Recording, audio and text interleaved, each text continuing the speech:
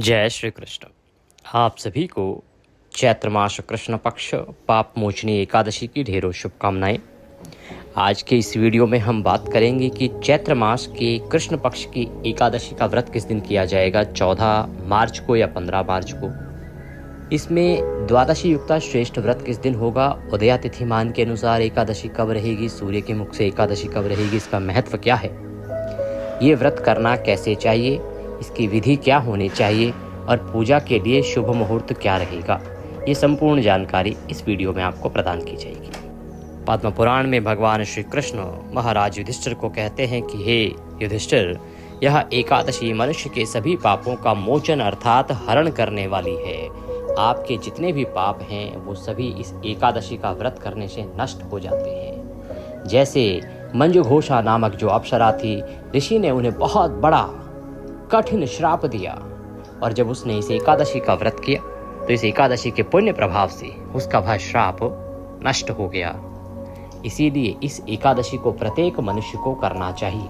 आज के समय में मनुष्य अनेकों पाप जाने अनजाने में कर बैठता है और मनुष्य को उसके दंड ना भुगतने पड़े, इसके लिए ये सभी तिथियां बड़ी सहायक होती हैं और उसमें सबसे महत्वपूर्ण आती है पाप मोचनी एकादशी। प्रश्न उठता है कि इसका व्रत कैसे करना चाहिए, इसकी विधि क्या है, फिर बताते हैं कि ये व्रत करना कब है। पाप मोचनी एकादशी के व्रत के नियम एक दिन पूर्व आरंभ होते हैं, क्योंकि एकादशी का व्रत एक दिन का नहीं त्रिदिवसीय विधान है, 3 दिन का विधान होता है। व्रत के एक दिन पूर्व दशमी के कुछ नियम होते हैं, जैसे आपने मसूर की दाल का सेवन नहीं करना, शहद का प्रयोग वर्जित है तीनों दिनों में, लहसुन प्याज आदि यदि आप खाते हैं तो उसका भी त्याग एक दिन पूर्व कहा गया है। ऐसा नहीं कि आज खूब खाएं और कल व्रत कर लें। चावल के त्याग की बात करें तो चावल का त्याग उसी दिन हो जाना चाहिए जिस दिन एकादशी शुरू हो रही है, और अगले दिन यदि व्रत है तो उस दिन भी चावल का त्याग होना चाहिए। तो मूलतः 2 दिन का त्याग इसमें चावल के लिए कहा गया है। व्रत के एक दिन पूर्व ही आपको अपना सर धो लेना चाहिए। जो भी माताएं बहनें हैं बाल धो लें, क्योंकि एकादशी के दिन बाल नहीं धोए जाते और द्वादशी के दिन भी बाल धोना वर्जित है।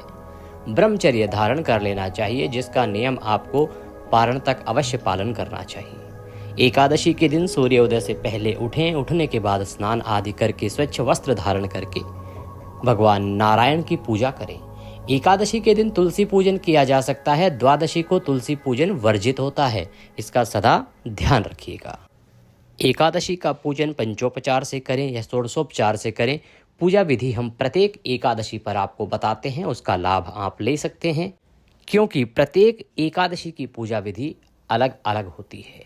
भगवान को स्नान कराइए, पंचामृत से स्नान कराइए, शुद्धोदक जल से स्नान कराइए, वस्त्र अर्पित कीजिए, जनेऊ अर्पित कीजिए, इत्र अर्पित कीजिए, तिलक कीजिए, पुष्पमाला अर्पित कीजिए, नैवेद्य अर्पित कीजिए, जलाचमनी करा के तांबूल अवश्य अर्पित करना चाहिए। तांबूल के बाद दक्षिणा और फिर हाथ जोड़ के नमस्कार करके कथा श्रवण करनी चाहिए। कथा के साथ आपको विष्णु सहस्त्र नाम अवश्य सुनना चाहिए और उसके बाद आरती करनी चाहिए। ये तीनों ही चीज़ें हम आपकी सुविधा के लिए एक ही वीडियो में अपलोड करते हैं। एकादशी की कथा, विष्णु सहस्त्र नाम और आरती, उसका लाभ आप अवश्य लीजिए। अगर आप हमारे चैनल पर नए हैं तो सब्सक्राइब करते जाइए, क्योंकि ये एक प्रतिष्ठित ज्योतिष संस्थान का चैनल है। हमारा एक स्थापित चैनल है जो बड़े वीडियो बनाते हैं, जहां हम 25-30 मिनट के वीडियो होते हैं। ये हमने आपके लिए बनाया है। इसका उद्देश्य है कि कम समय में अधिक जानकारी प्रदान करना। जो दर्शक कम समय रखते हैं, जिनके पास अधिक समय नहीं होता, वो इसका लाभ अवश्य ले सकते हैं, क्योंकि बहुत कम समय में यहाँ पूर्ण जानकारी आपको प्राप्त हो जाती है। कथा श्रवण आदि करके नियमों का पालन कीजिए। ब्रह्मचर्य को धारण करके रखना है, किसी का अहित नहीं करना, किसी का नुकसान नहीं करना, किसी से वैर भाव नहीं रखना।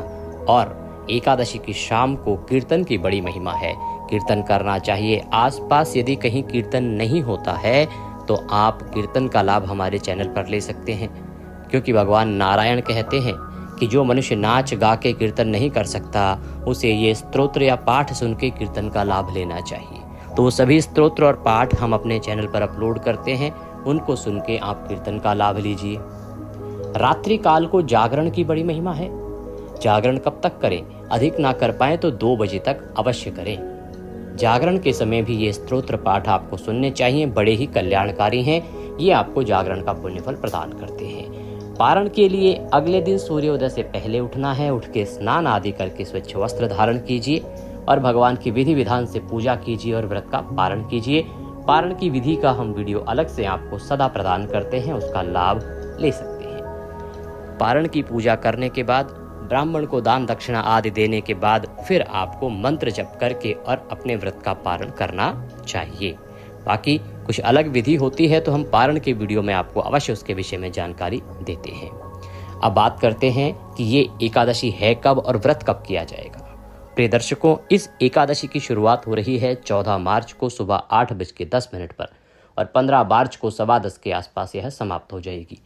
उदया तिथि मान के अनुसार एकादशी रहेगी 15 मार्च को, क्योंकि सूर्य के मुख से एकादशी है। 14 मार्च को एकादशी नहीं है, दशमी में सूर्योदय है, इसीलिए 14 मार्च को भूल के भी कोई व्रत ना करे, क्योंकि शास्त्र कहते हैं कि जो दशमी वेधा एकादशी करता है वह नरकगामी होता है। ऐसा भगवान शंकर स्वयं माता पार्वती को कह रहे हैं, इसीलिए आपको इससे बचना है और व्रत करना है एकादशी का 15 मार्च को। पूजा के लिए शुभ समय रहेगा 9:30 बजे के बाद। अगर अति आवश्यक हो तो आप 8 बजे के बाद भी पूजा कर सकते हैं। पारण की अगर हम बात करें कि पारण कब होगा, तो पारण आपने करना है 16 तारीख को, दिन रहेगा सोमवार का। सोमवार को पारण के लिए सूर्योदय के साथ ही शुभ समय है, तो आप सूर्योदय के बाद पारण कर सकते हैं 1.5 घंटे तक। ध्यान दीजिएगा, एकादशी रविवारी है तो इसीलिए इस दिन पीपल को जल नहीं देना है, तुलसी को जल दे सकते हैं, पत्ते आदि नहीं तोड़े जाएंगे। बाकी पूजा विधि के लिए चैनल के साथ जुड़ जाइए और देखते रहिए सत्या बाय देवभूमि। वीडियो थोड़ा सा भी उपयोगी लगे तो लाइक अवश्य करते जाइएगा। कमेंट बॉक्स में लिखिएगा ओम नमो भगवते वासुदेवाय या जय श्री हरि। हरे कृष्ण।